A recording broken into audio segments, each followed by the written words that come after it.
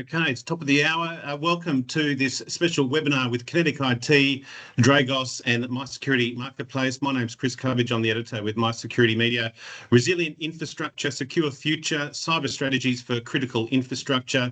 Naturally, we'll be diving into cybersecurity protection and what is actually happening in and around Australia and the cybersecurity landscape as well. Now, thank you to our panel coming on screen now. And let me just get the slide coming through. We'd like to acknowledge country. I'm based in Sydney, and we've got some teams in Perth as well, but we acknowledge the traditional landowners, the Noongars in Western Australia and the Gadigal peoples in Sydney as well. But from wherever you're listening from, we pay our respects to our traditional owners, past, present, and leaders emerging. But thank you very much, and hopefully we have some of our people with us in this session. Some housekeeping, a recorded session has been recording. We'll go for about 60 minutes. We will stop at the top of the hour. Please participate within Q&A and also in some of the polls. We don't have too many polls, but just a few to get some insights. I'd like to welcome our panel, Tony Campbell, Gayatri, Prasad and Heath Moodie. Panelists, thanks for joining us. Thanks, Chris. Nice to be here, Chris. Thank you, Chris. Maybe just a very brief introduction. We'll start with Tony. Maybe just what your current role is, and then we'll move through to Gayatri and Heath. Yeah, thanks, Chris. My name's Tony Campbell. I'm the principal for cybersecurity in Kinetic. What that role means is I look after all of security consulting for Kinetic IT. So we're a national company. We've got delivery capability across most of the major capital cities, and my job is to make sure that we're doing a job in pen testing, delivering things like GRC consulting, and very pertinent to this one, which is doing work alongside our security operations center in critical infrastructure, where we're very much monitoring and looking at the incident response capabilities across the critical infrastructure sector. Beautiful. And Gayatri? Morning, Chris. Morning, everyone. Gayatri, I'm the corporate ISM for Kinetic IT right now, and I bring the GRC experience from multiple domains across different continents. Worked with a lot of customers in the IT in the past as well. So my passion and experience around GRC is about stitching everything together. Got too much going on in terms of legislations and regulations. How do we make it simpler? Understandable. There's a cybersecurity bill alive right now. And Heath, I think you're here in Sydney with me. No, Brisbane. How dare you? Sorry. So hi everyone. My name's Heath Moodie. I'm from the Dragos team. I'm one of the senior threat researchers for the region for Australia. And my sort of remit sort of comes into how do we help critical infrastructure engage with and directly counter the likely adversaries they're going to face in region and how they actually do it. That's nice. And we're going to come back to you, Heath, very shortly, just to give us an overview of the threat landscape. Just more back to the audience and to who's actually joining us in the room. We had quite a number of registrations, so for those that aren't signing in live, we'll have a look at the recorded session. But it's a good breakdown and it's quite strong in government there, around 30% of regulatory bodies, healthcare, energy and utilities, around 20%, otherwise specialised services. But it's a really good mix, ports and transport, emergency services and regulatory agencies over there as well. So local government also. So it's a really good mix. And in saying all of that in terms of who we've got in the room, it's timely. ASD just released the annual cyber threat report. Critical infrastructure there for 2023 to 2024 represents around 11% of the cybersecurity incidents. But given that the key word is being critical, these are our 11 sectors for critical infrastructure. Most common activity types out of today's report: phishing, exploitation of public-facing applications, and brute force activity. 3 most common cybersecurity incident types: compromised accounts, malware infection, and compromised asset network or infrastructure, with denial of service and distributed denial of service overrepresented, I beg your pardon, in critical infrastructure cybersecurity incidents. And the most frequently reported CI sectors were electricity, gas, water and waste services, education and training, and transport, postal and warehousing. So interesting, ASD released that report this morning. We'll have the link within the show notes as well, and I'll put it up in the chat shortly. But please check that out. It's a great segue to what we're currently seeing with our panelists. Heath, maybe Dragos, this is your area for sure. Maybe give us some insights into the current landscape for you and what your observations are. Thanks, Chris. Yeah, so everyone, so it is a pretty loaded question on the threat landscape piece, and I think normally when people expect someone from Dragos to come speak, they want to talk all about the largest and the greatest threat actors and sort of what they're doing, particularly from the nation state level. However, today I sort of really want to take a sort of a secondary approach and talk about the rise of hacktivism and ransomware groups as it relates to critical infrastructure. The reason why I want to talk to those two in particular today is because from the hacktivism side, this year particularly, we've seen a serious increase in the capability of a general hacktivists. Okay, so your middle tier hacktivists and sort of what they're able to do as it stands. Now, I understand when most people hear the word hacktivist, they just immediately sort of switch off and think DDoS sort of website defacement sort of thing. And what does that sort of have to do with critical infrastructure? I will sort of directly point you to a number of examples we've seen where hacktivists have able to achieve stage 2 of the ICS kill chain.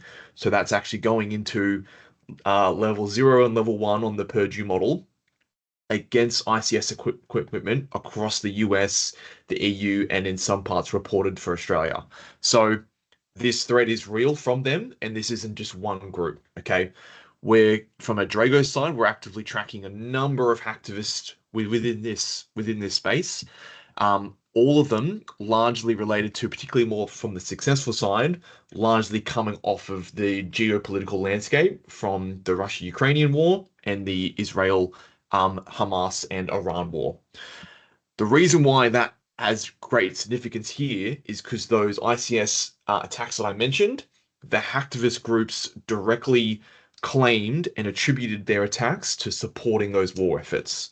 So for a very, very small town in Ireland, North Mayo, their water treatment facility plant was taken down by the pro-Iranian group, as they had claimed that any Israeli-made equipment was a valid target for them in their conflict. And that then that very small town was without clean water and operational facilities for a number of days, okay? And so the hacktivist threat is real, and we do need to start taking care of it more. It isn't just a defacement and a DDoS now. It is a very real piece, and it's a growing capability, largely off of open source tooling that you can get off of sort of just a standard GitHub or just off of a standard Kali Linux.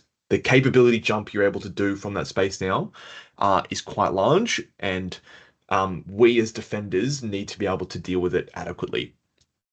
Secondly, on that ransomware piece, we are seeing a number of an exponential case of ransomware, and particularly ransomware variants and groups, going to specifically target ICS equipment now, as they now have the capability to get down into the ICS space and actually ransom those pieces of equipment using the communication methods that are used down there, like your Modbus, for example, right? The sort of core 3 and 4 groups that I really want organizations to sort of really pay attention to, particularly when it relates to ICS ransomware, is Lockbit, the Play ransomware, and another one called Black Basta. The Lockbit has had 66 incidents already this year. The Play has had 31, and then Black Basta has had 27. Those are specific ICS-related organizations just this year. Okay, those are the sort of 2 key points I really want to start off with today. I will now open it up to the group if they want to talk about anything else as well. Great, thank you, Heath. And Those ransomware groups are quite, as you said, or hacktivist groups. It's good because it gives you what their TTPs are. We do have a question. Use just from the audience. Use the Q&A better because there might be some questions we can answer offline as well. But there's a reference here to AI, the hacktivist activity increasing or correlating due to increased capabilities and availability of AI. We'll come back to that, but obviously that they use a range of different tool sets and there's no shortage of those tool sets out in the wild that they can use. Tony, I suppose just from the threat landscape and you know, having a real job of protecting critical infrastructure and you're having those responsibilities, there's no one fix and there's a lot happening globally that can impact locally. It's a bit of a strategic approach that's required. And how do you find most enterprises to have to grapple that? They need to break it down within that strategy? Muted. That's the first one. Rookie error. Yeah, thanks, Chris. Thanks, everyone else, for joining as well. Look, I guess following the trend of modernization and digital transformation that we're seeing everywhere across all forms of business, critical infrastructure and operational technology is no different. The fact is, a lot of those devices that we've got within OT networks are being replaced by IoT devices. So a lot of them are coming internet enabled. They're becoming remotely managed. They have to be patched in the way that, you know, all devices these days are being patched, the same way that our fridges have to be patched. And as a result of that, we're seeing a lot of the traditional cyber attacks that we used to deal with on the IT side of the house now applying in the OT side as well. So in terms of that threat landscape targeting OT systems, the threat actors are becoming more sophisticated and aggressive, while it's becoming more accessible to get those attacks actually targeting those which were once remote and offline and air-gapped systems, which makes their job easier, right, as attackers. As Heath alluded to, state-sponsored actors, ransomware gangs, supply chain vulnerabilities, these are all on the rise. And they're all things that we need to be considering today. And attacks, as we know, against OT systems, this isn't a new thing. This is something we've been dealing with for years. You know, if you go back as far as Stuxnet, whenever the nuclear centrifuges were compromised by supposedly the CIA and Mossad, that was kind of what kicked us off into this whole evolution of cyber warfare. And that's where we are today. We're in a position where our OT systems, our most critical systems, are being targeted by these kind of state-sponsored actors. But now, as Heath alluded to, you're getting other forms of threat actor also targeting those organizations because of the effect that they can have. Terrorism against OT systems, hacktivism against OT systems, they all have a great impact and a great effect and can actually get people's voices heard whenever they're using that as a means to get their message across. What we are seeing, though, is obviously a lot of change coming through from government. So if you look at, what we're doing with AUKUS and getting nuclear submarines, we're talking about nuclear power plants coming in the future. All of these things are going to change the dynamic of the way we protect the future of OT, critical infrastructure, and energy production. So having a different threat landscape and having a different set of things that we're trying to actually protect means we have to think differently about what the future of OT security looks like. We talk a lot about things like segmentation of OT networks, limiting attack surfaces, securing the supply chain, security operations, all of those sort of things. But I think one of the key things that we need to consider is how we build a cogent security story within the program that aligns to compliance, but also does actual security change and control down at the deepest level of the organization, because that's really where the attacks happen. They happen at exposed sensors that are sitting inside the network. You make a tweak to a sensor, and that can change the whole dynamic of how an entire control system works. That's the kind of thing that we're needing to protect. So while legislation and things like that move forward and they're put in place for a very good reason, we also have to be very aware of what we're doing right at the lowest levels. The only way we're going to do that is to have OT knowledge within the cyber team and have cyber knowledge within the OT team. So bridging the gap between the two sides of what used to be two sides of the network and two sides of the organization. They need to come together and work together. That partnership is the only way we're going to succeed moving forward. Nice and good segue there, Tony. I'm just going to run the first poll because given where we're currently at, and let me just bring that up one sec. We just want to get a sense of, do you have a dedicated, if that sends through, we should have a poll pop up for you. Just as a hot take from the audience, do you have a dedicated cybersecurity resource for or within your OT environment? We could expand that, but basically, do you have cyber on your OT environments, or is your cybersecurity teams looking at OT? Go for that. That should happen now. Are you seeing that? Yeah. Join the hot take.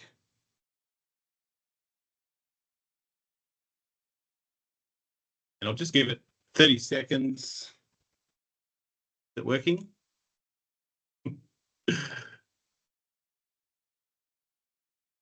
Not working at my end. If not, I'm going to cut it off. Not wasting your time. While that's going on, I'll quickly just answer Mike's question that he did post in already. Go for it. So, Mike, that's a really good question, mate. And I want to directly answer this as I did write a report quite recently on this. So, yes, we are seeing that. However, I'm going to be really specific with my language here. From a Dragos side, we have not observed an adversary use an AI or an LLM through the full cycle of a successful attack.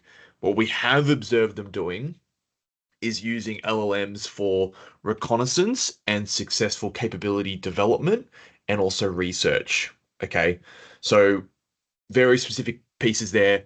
And I'm talking specifically when I say this about the cyber avengers. So OpenAI also did a really good report on this that is public, that I'm posting in the chat for you now. And what they're essentially saying is a lot of what sort of we're saying as well, where the adversaries are using this very similar to how we're all using LLMs and AI right now, where it's very exploratory. It's very, what can this do for us? Can we do bits and pieces here or there that will help me sort of understand something? Okay. What we aren't seeing and what we haven't observed yet is someone saying, hack this target, and then the AI goes and does it, right? We're not seeing that yet. I still think we're a little ways off from that, but what we are seeing is, hey, for this PLC, what is the default password hidden within these 4 documents that are 500 pages long? Okay, that's the sort of activity we're starting to see, and that's going to enable the hacktivists or whoever a serious capability jump because they're able to identify things much quicker. Now, would those adversaries be able to find these things normally? Yes. Without LLMs? Yes, they would. It would just take them longer. Okay, so it's about that speed and the capability increase in gap. It's about the capability increase, sorry.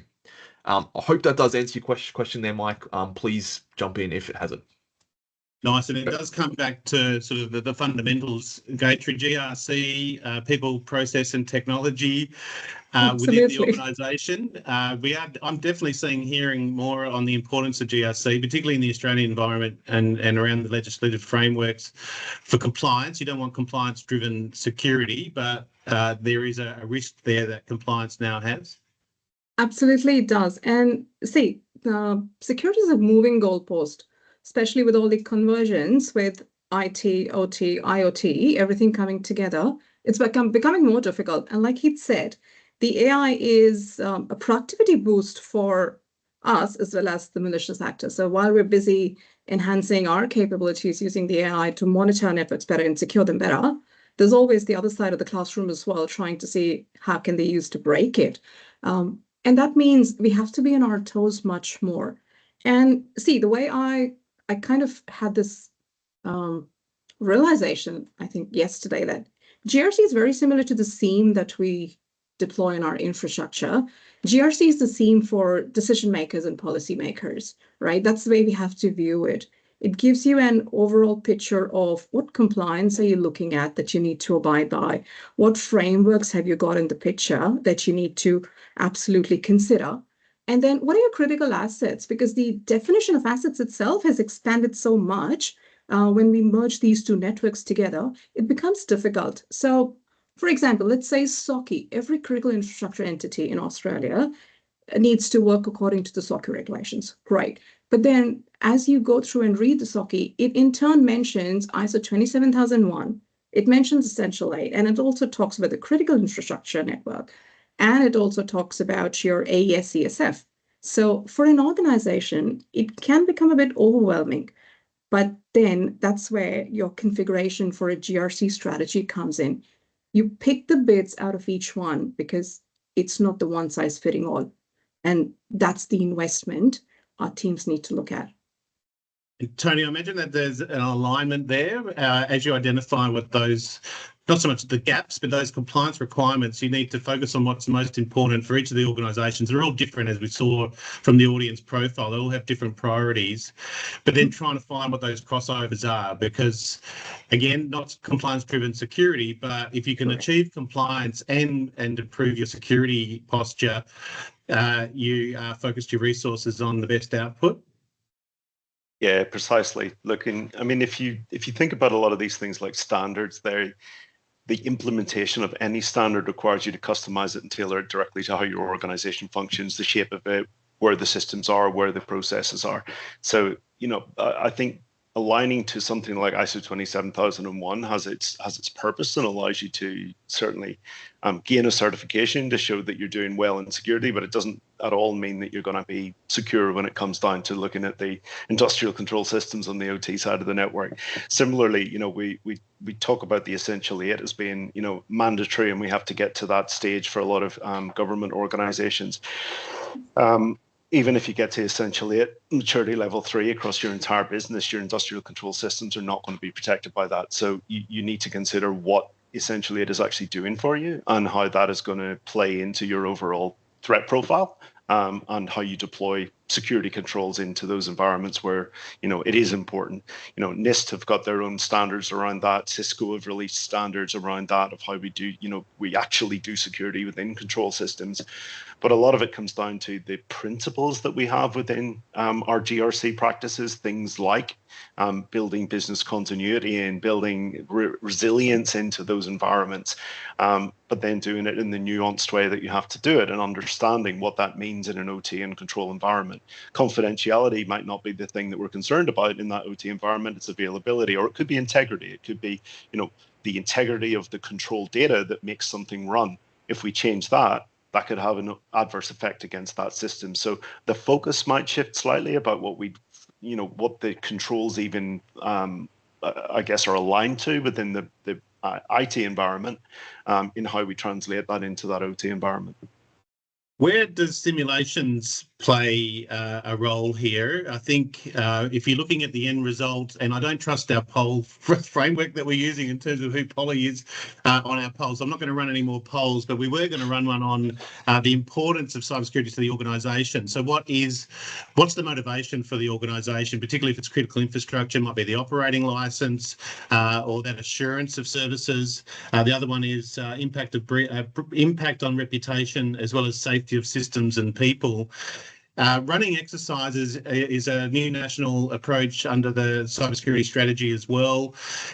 Is that a good way to start in terms of running an exercise within the organisation to not only heighten the awareness, but also identify what those gaps are and make sure you've got the resources to match the likely outcome or the impact of a cybersecurity incident?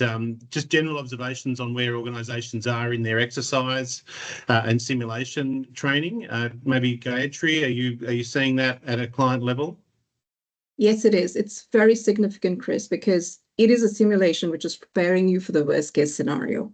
You run the test drill and it's in a safe environment where you've got consultants walking you through and everybody's on board with the results. And the expectation is we will fail somewhere, but the target is that failure will lead us to close the gaps.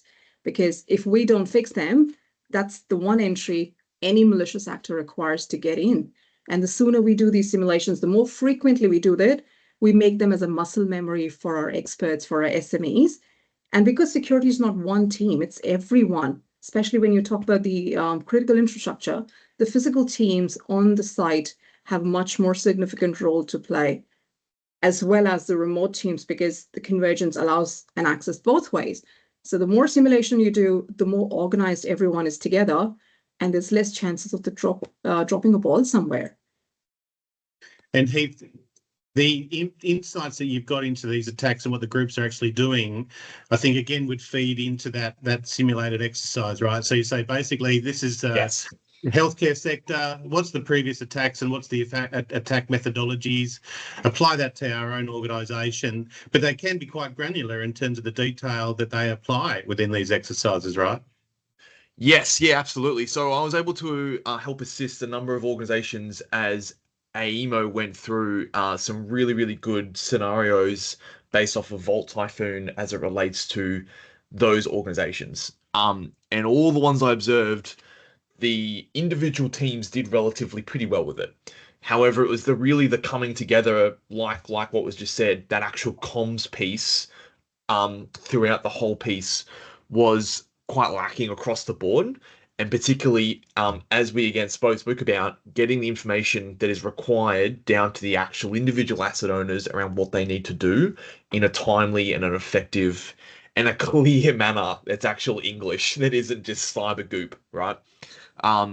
That's a really key one. And particularly when we talk about those scenarios, they become really, really good baselines once we've done a number of key compliance pieces across the board. So once we've done a whole ton of compliance stuff across the board, a lot of people often have that what's next piece. And yes, we still need to be compliant and we still need to go down that route.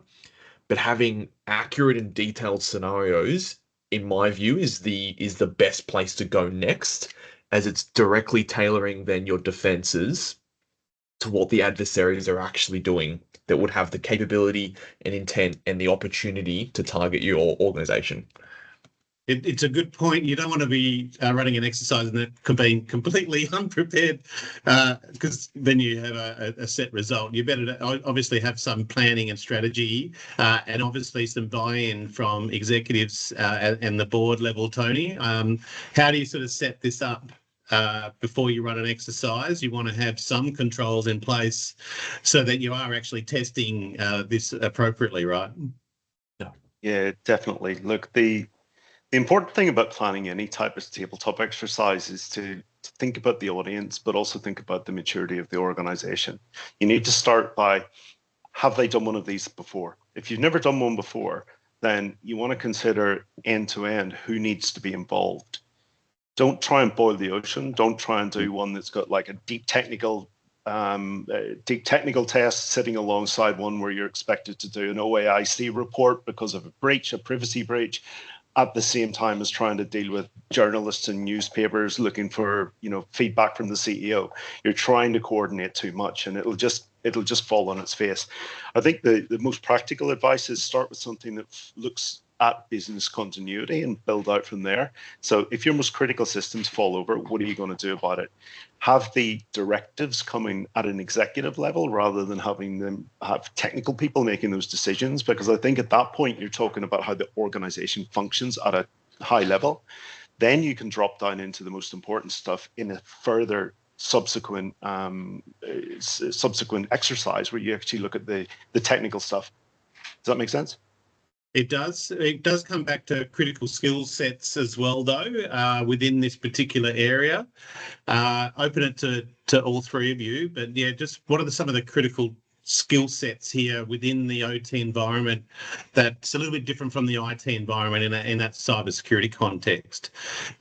Critical skills, Gayatri, GRC is still there, but not necessarily technical. So it doesn't have to be overly technical. You can get the process engineers involved as well when you do need to get technical.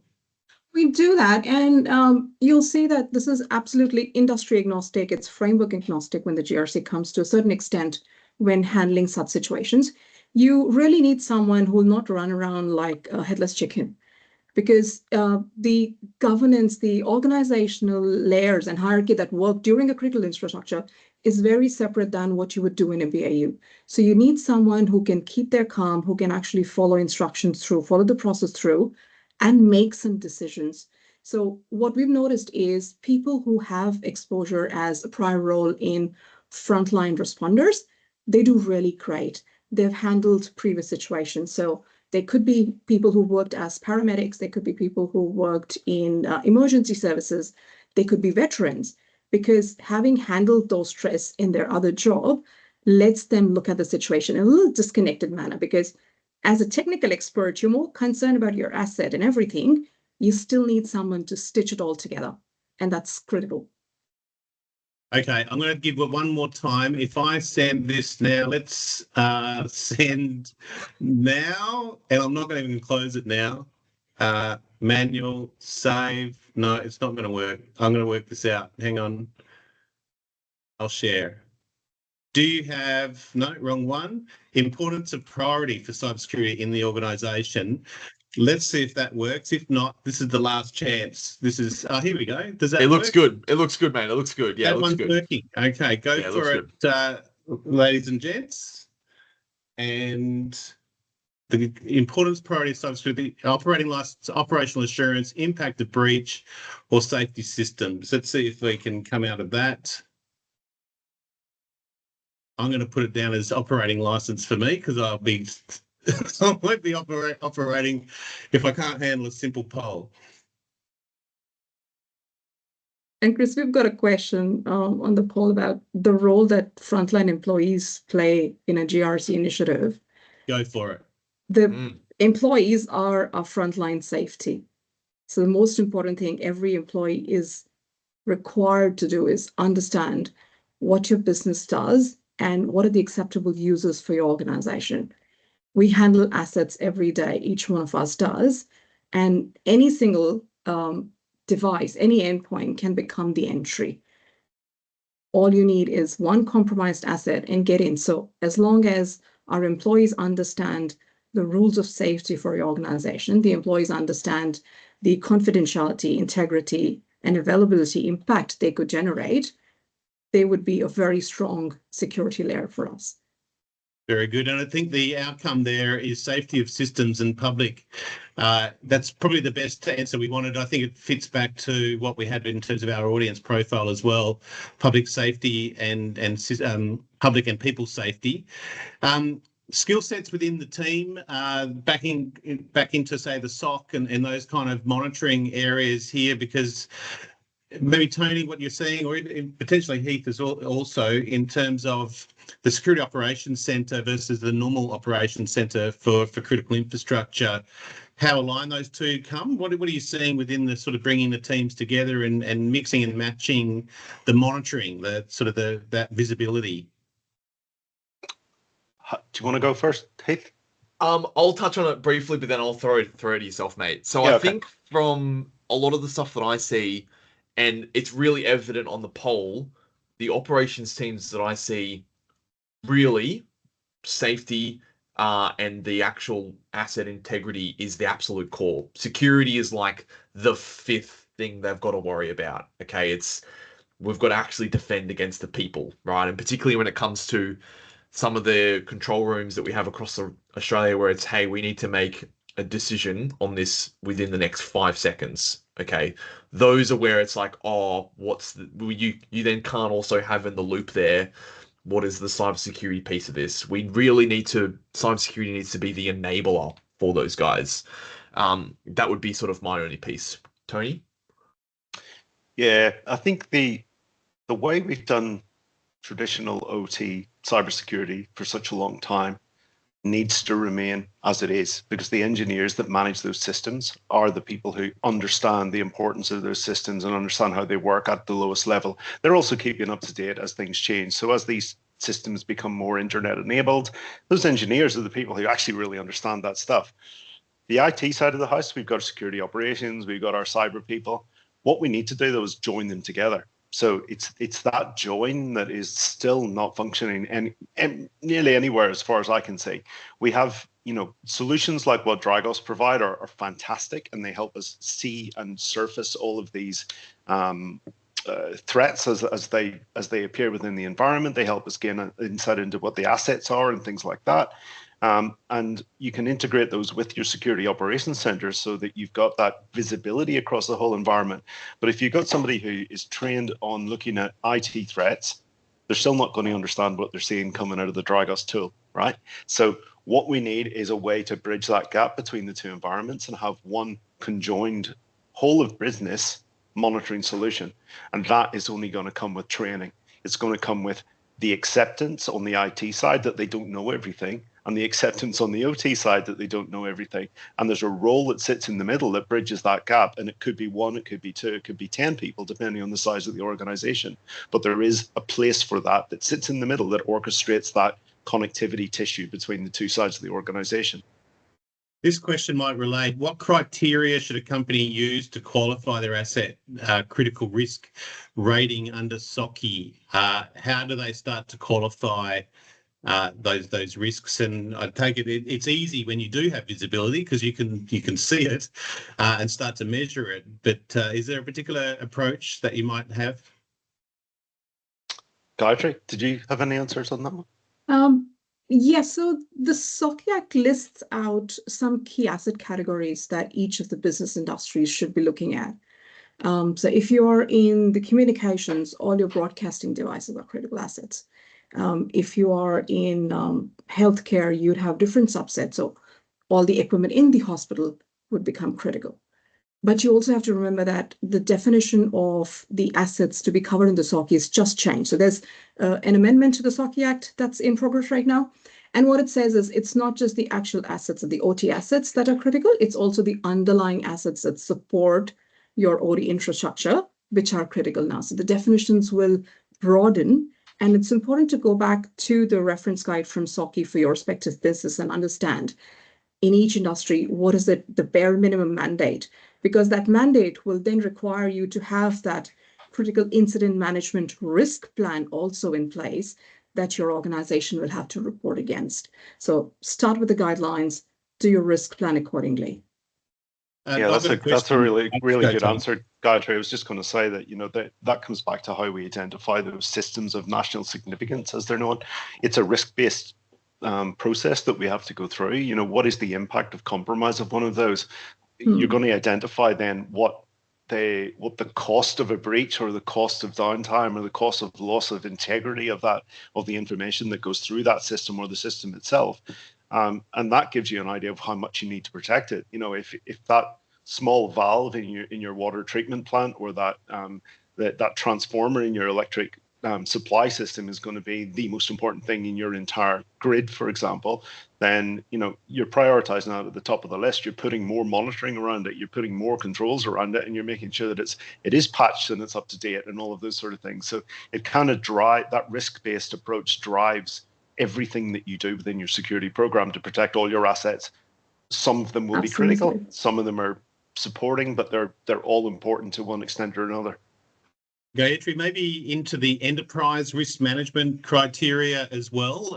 Is there a differentiation between what was required under SOCI and the critical infrastructure risk management sort of process that they just went through, the CRIMP or the CIRNP versus enterprise risk management? Is there a gap, or can you align the enterprise risk management plan through all the way down into what the requirements are under SOCI? So yes, we can. And that's the way to go, because you have to have a consolidated view. Usually, or rather historically, what has happened is the enterprise risk looks at all the corporate assets, but the OT environment has been expected to be a silo. So they're always managed separately. They have limited visibility in the central part of the organization. But in order to succeed, we'd have to match it. And the basic definition of the enterprise risk is we identify critical assets for the business.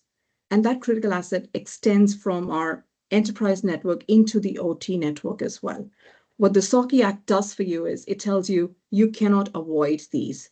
So these automatically come to the top of your list. They are in the OT environment and you have to look at it. And traditionally, when you're in the enterprise, you will always consider your servers, you consider your endpoints. But because not everybody has an insight into how the OT devices operate, there's a chance that you have a miss somewhere. This tries to cover the gap in between. And then obviously, it's important to have all the right players in the table. So when you're doing your enterprise security, you have to have people who represent your OT networks in there. They are the real experts. They'll tell you where you can actually control it. They know the kill chain better in the OT environment than anyone else would. So have them together.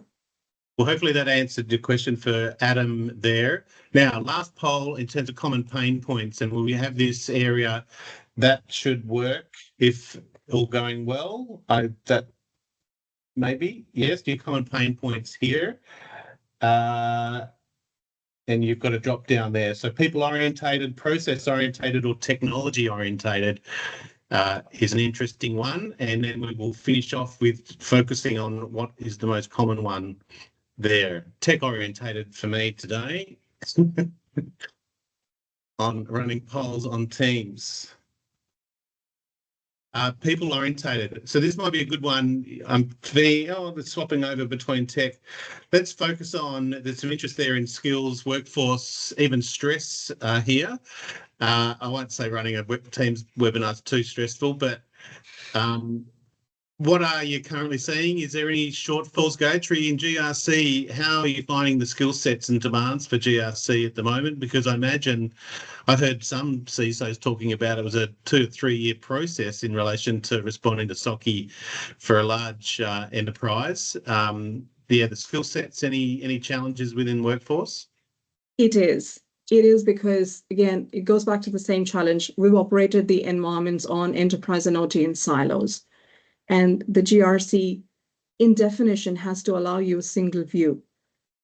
As Tony mentioned a little ago, it's important to have cybersecurity and cyber-aware people in your OT teams and OT network-aware people in your GRC teams as well.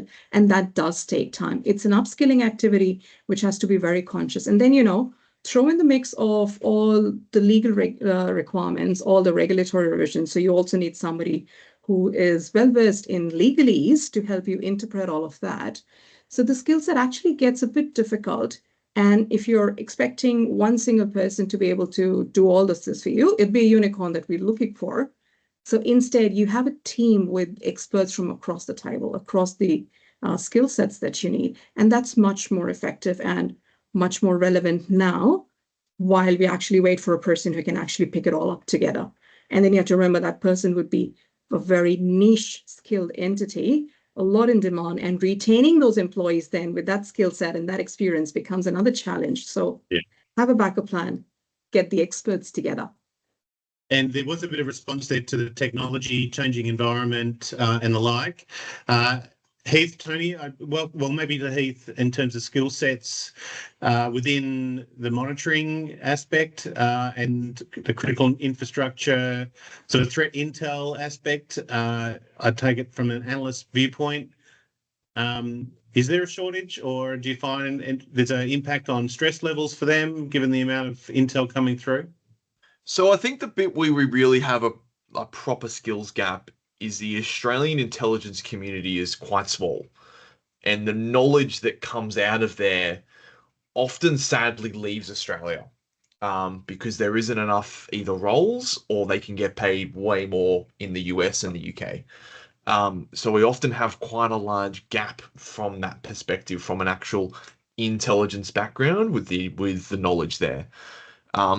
That's definitely one that does hamper quite a lot of things, because from an intel perspective, there's a little bit more to it from a monitoring perspective. But in terms of the general threats to ICS space, we sort of really try to sort of piece. We really just like to grab just asset owners and operators, just clean out of an environment and teach them cyber. We find that that's a lot easier to do than to sort of give someone take someone from cyber and teach them about OT. We definitely prefer the latter method. There's a number of sort of reasons why and all that sort of stuff. But so for example, one of our recent hires was a SCADA engineer within the Australian nuclear sector, and hadn't really touched much in terms of the actual IT and cyber bit, but she's already killing it from that piece, because she understands the actual flow of data and processes and what should and shouldn't be going on within those environments immediately. And yes, she needs to know about all the different protocols and all that sort of stuff, but that bit's easy. That bit's easy compared to the OT side. Well, that leads us to what Tony sort of said at the outset in terms of references to AUKUS. We've got potentially whole new industries coming through in support of a sort of a nuclear-related sector, and particularly in South Australia and Western Australia. Tony, skill sets from what you've seen, and sorry to say, you and I have been around for quite a while. The changes within the skill sets don't fundamentally change, but it's getting the insights into the OT environments from a cybersecurity context is it's a skill set in demand, I suppose, increasingly so. Yeah, it is. And, I over the last few years, I've seen a lot of cybersecurity people that have taken up the mantle to become OT experts as well. And, they're taking courses through SANS, and they're doing the training, and they're starting to use the tools. So it is happening, but I think it's too slow for what we need. And we definitely need more people that are training up on this. And I think it's almost incumbent on organizations, service providers, that all of us to invest in that training, because if we don't, then we're basically behind the eight ball. We need to be ahead of this. We need to be building strategies, not just tinkering in the weeds. And the only way we're going to do that is have the people who train today become the strategists and the leaders of tomorrow in this kind of conjoined, converged environment that we're talking about. And this is where bridging that gap between people, systems, processes, et cetera, is going to become really important. We will see an extension of policy happen over time as this becomes more prescient. And undoubtedly, as these systems also become more controllable remotely, and we need to start patching them more, and some of them are going to be living in the cloud, then you're going to see a convergence across all aspects of the organization. So, by the time we get nuclear submarines, I think everything will be different. And it's incumbent on us to make sure we understand what's coming and keep up with it, because, by then we're talking about potentially quantum computing, we're talking about AI, we're talking about different types of, networks and control systems that are completely different, and security that's different as well. We'll have new platforms out there. So we need to be keeping up and just making sure that our people are being trained accordingly. And I would just go ahead. Sorry, Chris. And I would just also say the barrier to entry about learning OT is slowly coming down. So we ran a really, really good 60-day threat hunting workshop for a range of different stakeholders in Sydney. But prior to this sort of thing, shout out to SANS, they do great work, but the minimum baseline to do OT training shouldn't be $15,000. We need to have that knowledge be more dispersed and be more readily accessible. There is stuff out there and it's slowly getting out into where it needs to, but yeah, we need to sort of be a little bit faster with it, I would say. The other point I was going to raise there is partners and having a partner network as well as service providers, but that partners, and it does kind of highlight Dragos and Kinetic in terms of how those two are working. Maybe, Tony, the insights into here, and we didn't address it even at the start in terms of the relationship, but Dragos is obviously well known internationally in terms of its critical infrastructure work. And how does Kinetic and IT and Dragos work together and servicing clients? Yeah, this is a really important thing for Kinetic IT of how we've developed our capabilities. So we've had a SOC for a long time. We're dealing with a lot of government and critical infrastructure. So we're looking at threats, we're evaluating things, we're doing the response elements regularly. But as we've started to move deeper into this critical infrastructure space, we're seeing a lot of attacks that are starting to target the deeper parts of those environments, because they can bridge that gap. They're going across firewalls into OT environments. And as a result, we needed a solid partner that was going to give us the insight and the visibility across those OT networks that we just can't get any other way. We did some evaluations across a whole bunch of different product sets, and Dragos was the one that we decided to partner with because of the expertise. The CEO was very well known in this space, but we've also got a very good relationship with the team, and they're very flexible and work really closely with us to make sure that our team and their team works together. So really, that thing that we're talking about converging the IT and OT space, we've done it within our SOC capability so that we can layer that onto our customer environment. So to help them get to that point, we need the customers to obviously be responding on their side with people who can also bridge that gap, so that it's a kind of seamless environment for us to talk about incident response, leading from IT environments through to OT environments, making sure the right people go from keyboards into screwdrivers whenever we're talking about response, right? I mean, it is that kind of a relationship with Dragos that drives what we're trying to achieve here. And Gayatri, in terms of how you would apply this back into the GRC roles, having that insights from partners like Dragos gives you a bit of the detail, as you say, from, what was it, the keyboard to the screwdriver, Tony? I like that. Yeah, Absolutely it does, Chris, because we have to be very conscious of the fact that not every organization has the capability or the budget or the bandwidth to have all the required skills. You have to have the right partnership. You have to be able to reach out to experts in the industry, in a similar job or in the cyber industry, to be able to leverage that information together, to be able to leverage the skill sets. And see, when you consider the critical assets in infrastructure, you're also worried about not breaching the other requirements on privacy and everything. But then that's where the legislation understanding with your partners comes through. Each of these regulations allow you to share information where it is preventing further harm. So when you have people like Dragos on your team with you, they can tell you similar patterns that are relevant to your industry. They don't have to divulge the details, but they will tell you there's a similar alert coming up from an industry that is relevant to you. And you reach out and you get the assistance you require, either through consultants to customize a solution to you, or you upskill your own game then. Nice. Now, look, just as we close off, this is the last opportunity to ask some questions. There's some resources here, and I put today's report in the chat as well in terms of that ASD report. There's some very good case studies in that particular report as well. I don't know if you've had a chance to look, but Heath, maybe finishing off, you had some case studies to start, but that threat landscape, have you had a chance to look through that report and any of the case studies? There's some good ones on healthcare and the like, and just in terms of some of the numbers, would it be consistent to what you're seeing? 11% of 11% of cyber attacks in Australia hitting critical infrastructure. Is that about what you would expect, or is that not too bad? Yeah, it's an interesting question. So we can only really observe, because we very strictly deal with critical infrastructure, so we can't really be a gauge for how much should be aligned to it. So, but I would expect that number to be more, to just be frank.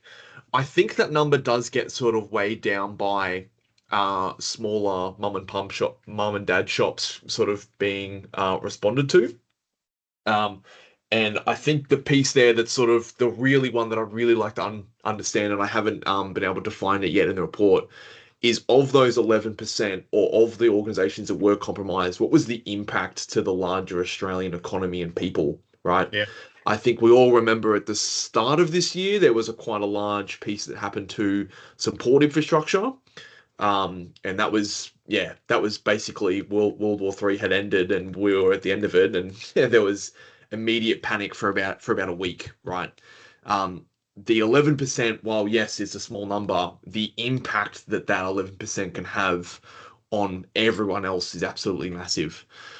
The piece that I'll sort of just mention as well, just on a previous question, I was on a call with an incident response piece with an organization in Australia a couple of weeks ago, and I think there was 7 or 8 different vendors, parties, and people on this call, all looking to move towards the sort of one piece.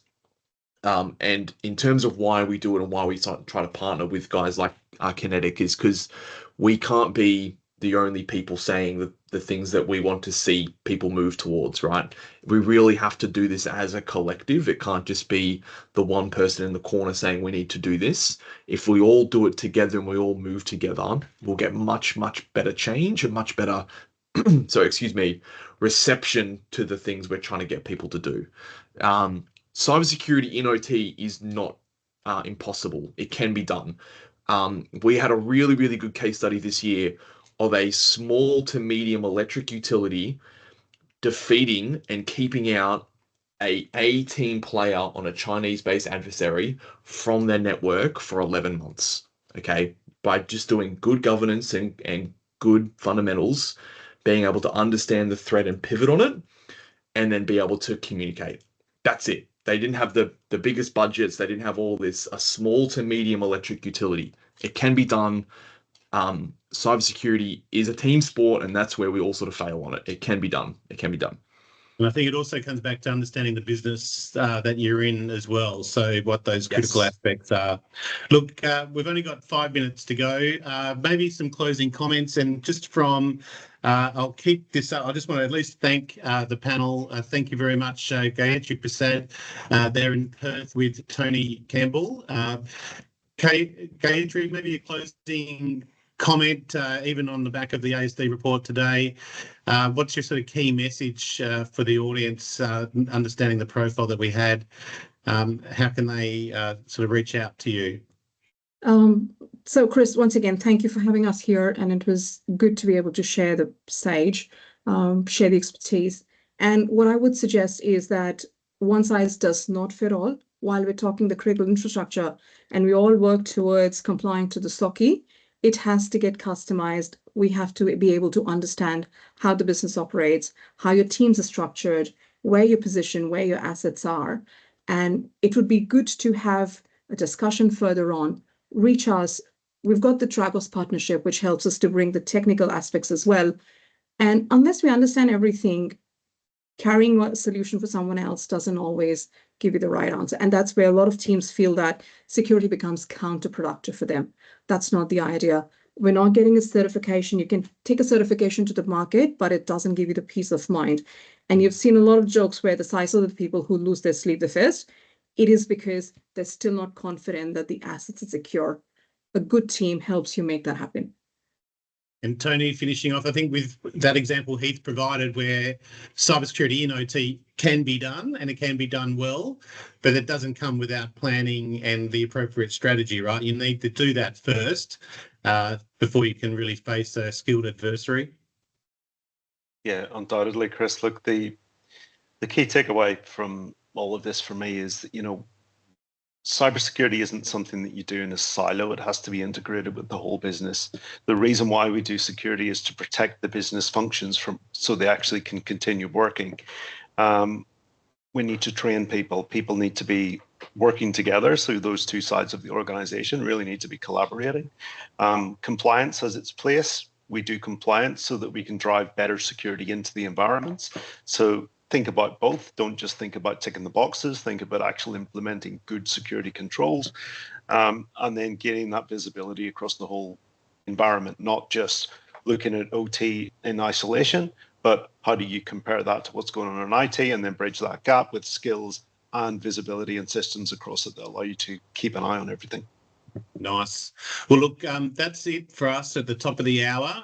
Please reach out to Kinetic, a trusted public sector partner, offices nationally as well.